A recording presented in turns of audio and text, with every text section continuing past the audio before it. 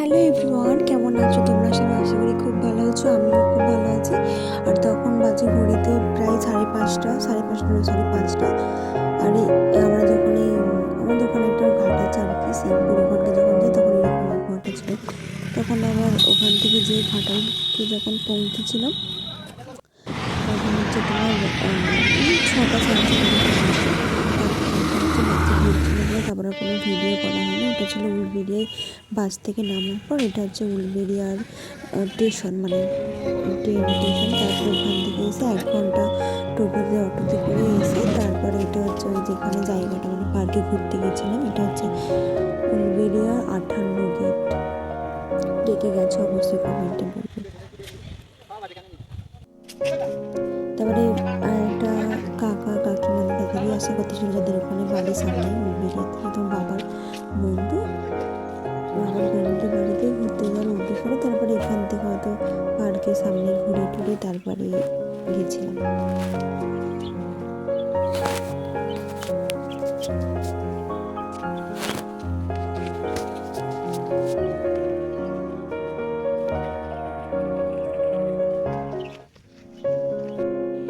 তারপর কাকারা কাকিমা বোন আসার পর তারপর সবাই মিলে যে পার্কের ভিতরে ঢুকছে, এখানে পাখি তারপরে হচ্ছে ময়ূর হরিণ এসবই ছিল, কিছু বাঘটা ছিল না, তাদের প্ল্যাকার্ডও টাঙানো ছিল, তেমন কিছু ছিল না আর কি। মানে জায়গাটা মানে ভেতরটাতে খুব সুন্দর, গাছপালায় ভর্তি ছিল।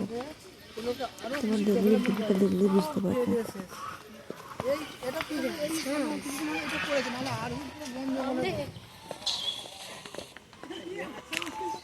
এটা হচ্ছে পুরোটা পাখিদের মানে বাসা ছিল।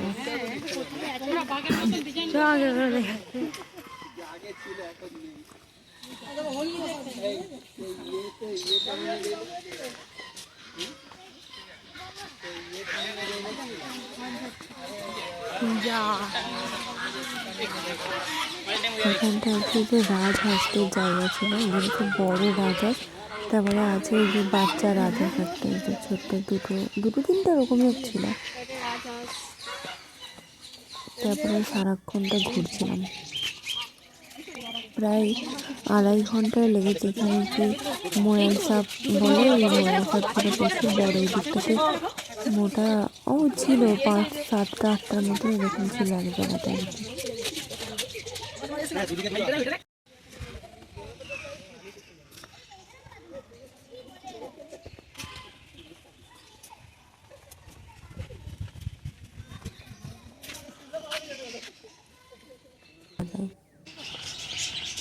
এই যে পাখি, পুরো পেছন দিক থেকে একটু বোঝা যাচ্ছে যে পাখি ছিল।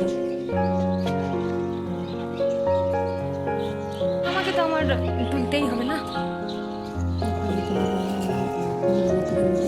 সবাই মিলে একসাথে ছিল।